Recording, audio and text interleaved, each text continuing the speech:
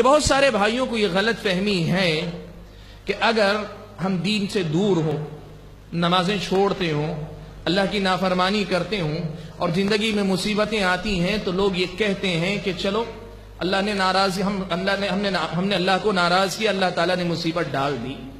لیکن وہیں اگر کوئی آدمی نمازوں کا پابند ہے، دینی احکام کا خیال رکھتا ہے، زندگی میں شریعت اسلامیہ کی پابندی کرتا ہے، اس کی زندگی میں اگر مصیبتیں آتی ہیں، آپ نے دیکھا ہوگا بہت سارے نادان بھائی، ناسمجھ بہنیں ایسی بھی ہوتی ہیں، وہ یہ کہتی ہیں یہ ساری مصیبتیں ہمیں ہی کیوں آتی ہیں، حالانکہ میں نمازوں کا پابند ہوں، میں اللہ تعالیٰ کی شریعت کی پابندی کرتا ہوں، فلاں آدمی کی طرح میری کمائی حرام کی نہیں ہے، فلاں آدمی کی طرح میں دین بیزار نہیں ہوں، دیکھو وہ اپنے بچوں کو کتنا آزاد چھوڑا ہوا ہے، میں اپنے بچوں کو کتنی دین کی پابندی، دین کی تعلیم دیتا ہوں، میری زندگی میں آزمائشیں کیوں آتی ہیں؟ میرے بھائی یہ بات یاد رکھو کہ مصیبتیں، تکلیفیں، پریشانیاں اگر کسی نیک بندے کی زندگی میں آتی ہیں، نیک بندے کو یہ سمجھنا چاہیے کہ ہمیشہ مصیبتیں اللہ کی طرف سے سزا ہی نہیں ہوا کرتی، بلکہ مصیبتیں اکثر آدمی کا درجہ بلند کرنے کے لیے بھی آتی ہیں۔ پیارے نبی صلی اللہ علیہ وسلم نے کتنی پیاری بات، کتنی بڑی بات اللہ کے نبی نے بیان فرمائی۔ کہا آپ صلی اللہ علیہ وسلم نے اشد الناس بلاء الانبیاء ثم الامثل فالامثل، دنیا میں سب سے سخت آزمائش انبیاء کی ہوتی ہے، اور پھر جو آدمی نبی سے جتنی مشابہت رکھے گا، جتنا زیادہ دیندار ہوگا، اتنی ہی زیادہ اس کی آزمائش سخت ہوگی۔ کیا مطلب؟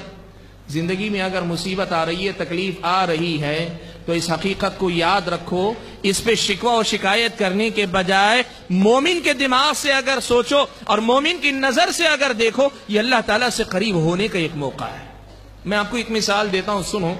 حضرت عمران ابن حسین رضی اللہ تعالیٰ عنہ، عمران ابن حسین رضی اللہ تعالیٰ عنہ بڑے جلیل القدر صحابی ہیں، اتنے نیک صحابی کہ پیارے نبی صلی اللہ علیہ وسلم کی زندگی کے بعد بھی فرشتے ان کو سلام کیا کرتے تھے، فرشتوں کا سلام سنا کرتے تھے۔ عمران ابن حسین رضی اللہ تعالیٰ عنہ، اللہ نے یہ کرامت عطا فرمائی تھی کہ فرشتوں کا سلام سنا کرتے تھے، اتنے نیک صحابی۔ لیکن آپ کو پتا ہے اللہ تعالیٰ نے انہیں کیسے آزمایا؟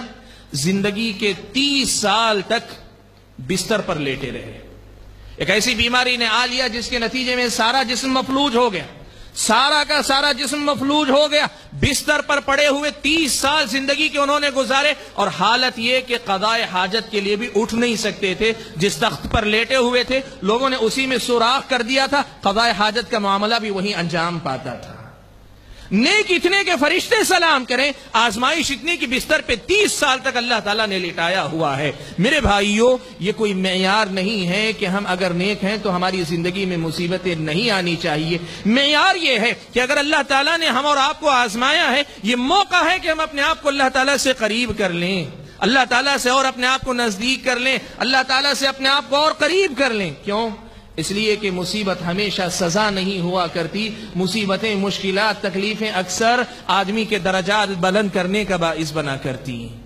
اس حقیقت کو ہمیشہ یاد رکھو، اور میرے بھائیوں زندگی میں اس حقیقت کو یاد رکھو، اللہ تعالیٰ نے اگر مجھ کو اور آپ کو آزمایا، کسی بھی سطح پہ آزمایا ہو، فرد کی حیثیت سے، ایک گھر کی حیثیت سے، عائلی زندگی کے اندر، ایک قبیلے کے اندر، ایک بستی محلے کے اندر، یا بحیثیت قوم پوری قوم کو آزمایا ہے، اس حقیقت کو یاد رکھو کہ یہ آزمائش ایمان کے لیے ضروری ہے۔ اللہ تعالیٰ آزماتے ہیں، اللہ تعالیٰ کا یہ دستور ہے، یہ قانون ہے کہ اللہ تعالیٰ لوگوں کو آزماتے ہیں۔ میں نے حمد و صلات کے بعد جو آیت کریمہ آپ حضرات کے سامنے پڑھی، سورہ عنکبوت کی ابتدائی آیت میں اللہ تعالیٰ نے یہی بات بیان فرمائی، کہا احسب الناس ان يتركوا ان يقولوا آمنا وهم لا يفتنون، کیا لوگوں نے یہ سمجھ رکھا ہے کہ اگر وہ کہیں گے کہ ہم ایمان لے آئے تو ان کو چھوڑ دیا جائے گا اور انہیں آزمایا نہیں جائے گا؟ لوگوں نے یہ سمجھا ہے کہ ہم اگر کہہ دیں کہ ایمان لائے تو ہم کو چھوڑ دیا جائے گا، ہمیں آزمایا نہیں جائے گا؟ اللہ تعالیٰ نے یہ حقیقت بیان فرمائی، اگر کوئی ایسا سوچتا ہے، ایسا سمجھتا ہے، اس کا سوچنا، اس کا سمجھنا غلط ہے۔ وَلَقَدْ فَتَنَّ الَّذِينَ مِن قَبْلِهِمْ، اللہ تعالیٰ نے کہا دیکھو تم سے پہلے جتنے بھی ایمان والے ہوئے ہم نے ان کو آزمایا ضرور ہے۔ جب تم سے پہلے والے لوگوں کو ان کے ایمان کی وجہ سے آزمایا گیا ہے تو تمہیں نہیں آزمایا جائے گا؟ تمہاری زندگی میں آزمائش نہیں آئے گی؟ فَلَيَعْلَمَنَّ اللَّهُ الَّذِينَ صَدَقُوا وَلَيَعْلَمَنَّ الْكَاذِبِينَ۔ اللہ تبارک و تعالی دیکھنا چاہتے ہیں، زبان سے تم نے کہا ہم اللہ کے بندے ہیں، اللہ دیکھنا چاہتے ہیں کہ آزمائش کے وقت میں بھی بندگی کے تقاضے پورے کرتے ہو کہ نہیں کرتے ہو۔ تم کہتے ہو ہم نبی کے امتی ہیں، اللہ تعالیٰ دیکھنا چاہتے ہیں مصیبتوں میں نبی کی سنت کا خیال رکھتا ہے، نبی کی اتباع کو تم ذہن میں رکھتے ہو، نبی کے احکام کی پیروی کرنے کا خیال رکھتے ہو کہ نہیں رکھتے ہو، اللہ تعالیٰ آزمانا چاہتے ہیں۔ تم کہتے ہو ہم مسلمان ہیں، ہم فرما بردار ہیں، اللہ تعالیٰ دیکھنا چاہتے ہیں کہ تم موافق حالات میں تو مسلمان ہو، نہ موافق حالات میں تمہارا اسلام کس درجے کا ہے، تم کس درجے کے مسلمان ہو، کیا موافق حالات میں جو دعویٰ ہے نہ موافق حالات میں بھی ویسی ہی بندگی تم کرتے ہو۔ اللہ تعالیٰ یہ دیکھنا چاہتے ہیں۔ فَلَيَعْلَمَنَّ اللَّهُ الَّذِينَ صَدَقُوا وَلَيَعْلَمَنَّ الْكَاذِبِينَ۔ بھائیو، ایمانی زندگی آزمائش کے بغیر ادھوری ہوتی ہے۔ آزمائش سے ایک آدمی کا ایمان مکمل ہوتا ہے، آزمائش سے ایک آدمی کو موقع ملتا ہے کہ وہ اپنے آپ کا جو دعویٰ زبانی ہے اس دعوے کو عملی شکل دے سکے۔ زندگی میں یہ آزمائش ضروری ہے، اور قرآن مجید میں تو اللہ تعالیٰ نے یہ بات بیان فرمائی، کَأَمْ حَسِبْتُمْ أَن تَدْخُلُوا الْجَنَّةَ وَلَمَّا يَأْتِكُمْ مَثَلُ الَّذِينَ خَلَوْا مِن قَبْلِكُمْ۔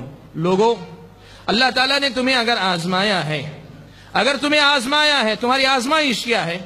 کسی کو اللہ تعالیٰ نے فقر و فاقے میں رکھا ہوگا، کسی کو اللہ نے بیمار کر دیا ہوگا، کسی کو اللہ تعالیٰ نے کسی ذہنی پریشانی میں مبتلا کیا ہوگا، کوئی اپنی اولاد کی طرف سے پریشان ہوگا، کوئی اپنے کاروبار کی طرف سے پریشان ہوگا۔ تمہاری جو بھی پریشانی ہے ذرا بتاؤ تو صحیح، کیا تم وہ آزمائش کے مرحلے، اس آزمائش کے مرحلے سے گزرے ہو جس مرحلے سے تم سے پہلے والے لوگ گزر چکے؟ ام حسبتم ان تدخلوا الجنہ، کیا تم نے یہ سمجھ رکھا ہے کہ تم ایسے ہی جنت میں چلے جاؤ گے؟ وَلَمَّا يَأْتِكُمْ مَثَلُ الَّذِينَ خَلَوْا مِن قَبْلِكُمْ، حالانکہ ابھی تمہیں ان حالات کا سامنا نہیں کرنا پڑا جن حالات کا تم سے پہلے والے لوگوں کو سامنا کرنا پڑا تھا۔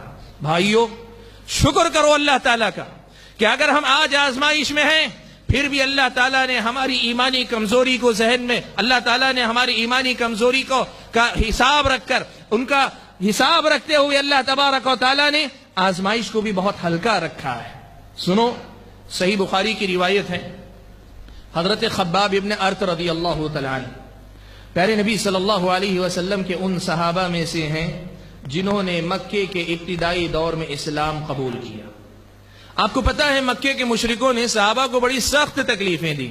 خباب ابن ارت رضی اللہ تعالیٰ عنہ وہ جلیل القدر صحابی ہیں جنہیں انگارے جلا کر ان کی پیٹھ کو داغا گیا، انگاروں پہ لٹایا گیا۔ مورخین نے لکھا ہے کہ اتنی سخت تکلیف کہ ان کی پیٹھ کی چربی نے انگاروں کو ٹھنڈا کر دیا۔ اتنی سخت تکلیف جھیلنے والے صحابی حضرت خباب ابن ارت رضی اللہ تعالیٰ عنہ اللہ کے نبی صلی اللہ علیہ وسلم کے پاس آتے ہیں۔ مکے کا دور ہے، اللہ کے نبی کعبۃ اللہ سے پیٹھ لگائے بیٹھے ہیں۔ خباب ابن ارت رضی اللہ تعالیٰ عنہ آ کر کہتے ہیں، اللہ کے نبی الا تدعو لنا الا تستنصر لنا، اللہ کے نبی آپ ہمارے لیے دعا کیوں نہیں کرتے، آپ ہمارے لیے اللہ تعالیٰ سے مدد کیوں نہیں طلب کرتے؟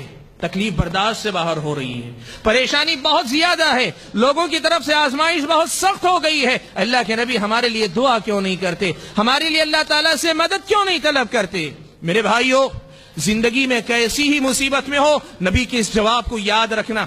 پیارے نبی صلی اللہ علیہ وسلم ٹیک لگائے بیٹھے تھے، سیدھے ہو کر بیٹھ گئے۔ آپ صلی اللہ علیہ وسلم نے حضرت خباب کو مخاطب کرتے ہوئے کہا، سنو، تم سے پہلے والی قوموں کا یہ حال تھا کہ ان میں سے ایک آدمی کو ایسے بھی آزمایا جاتا تھا کہ اسے لا کر گڑھا کھود کر آدھا اسے زمین میں گاڑ دیا جاتا، پھر اس کے بعد آرا لے کے اس کے سر پہ رکھ کے جیتے جی زندہ انسان کو دو ٹکڑوں میں بانٹ دیا جاتا تھا، پھر بھی یہ چیز ان کو ان کے دین کی طرف سے نہیں پھیرتی، وہ دین پہ جمے رہتے تھے۔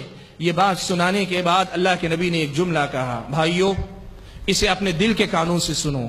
اللہ کے نبی نے حضرت خباب کو مخاطب کر کے کہا، وَلَكِنَّكُمْ تَسْتَعْجِلُونَ، خباب تم جلد بازی کر رہے ہو، تم جلد بازی کا ثبوت دے رہے ہو۔ بھائیو، جو انگاروں پہ لیٹ کے آیا ہے نبی اس کو فرماتے ہیں کہ تم جلد بازی کر رہے ہو۔ میری اور آپ کی زندگی میں ایسی تو کوئی آزمائش نہیں آئی، اللہ نے ہماری آزمائش اتنی سخت نہیں رکھی، چھوٹی چھوٹی معمولی معمولی باتیں، بہت بڑا بھی مسئلہ ہو، بیماری ہے، فلاں ہے، فقر و فاقہ ہے، بہت چھوٹی آزمائش ہے۔ ان مصیبتوں کے مقابلے میں اگر نبی خباب ابن ارت کو کہتے ہیں تستعجلون، تم جلد بازی کر رہے ہو، تو پھر میرا اور آپ کا یہ گھبرانا، یہ بے چین ہو جانا، یہ پریشان ہو جانا، یہ بے قابو ہو جانا، اس کی حیثیت کیا ہے؟ بھائیو، زندگی کی سچائی کو یاد رکھو کہ اللہ تعالیٰ جو جنت مجھ کو اور آپ کو دینا چاہتے ہیں بہت قیمتی ہے، بہت قیمتی ہے۔ اللہ کے نبی نے کہا الا ان سلعۃ اللہ غالیہ، لوگوں سنو، اللہ تعالیٰ نے جس سامان کا تم سے سودا کیا ہے وہ جنت ہے اور یہ بڑی قیمتی ہے۔ اتنی قیمتی جنت کو کیا تم ایسے ہی حاصل کر لو گے؟ ام حسبتم ان تدخلوا الجنہ ولما یأتکم مثل الذین خلو من قبلکم، کیا تم نے یہ سمجھ رکھا ہے جنت میں ایسے ہی چلے جاؤ گے؟ حالانکہ ابھی تمہیں ویسے نہیں آزمایا گیا جیسے تم سے پہلے والے لوگوں کو آزمایا گیا تھا۔ میرے بھائیوں، جو بات میں آپ کو بتانا چاہتا ہوں بہت واضح، بہت صاف ہے کہ زندگی میں مصیبتیں، تکلیفیں، پریشانی، مسائل اگر آتے ہیں، یہ زندگی ہے، ان کو لے کر چلو، ان کا سامنا کرو، ہر حال میں اللہ تعالیٰ کی بندگی کا ثبوت دو۔ وہ آدمی اچھا مسلمان نہیں جو موافق حالات میں تو اللہ کی بندگی کرتا ہے لیکن مخالف حالات میں نافرمان ہو جائے۔ اللہ تعالیٰ کا بندہ اچھے وقت میں رہے، برے وقت میں اللہ تعالیٰ کو بھول جائے، یہ اچھا مسلمان نہیں ہے۔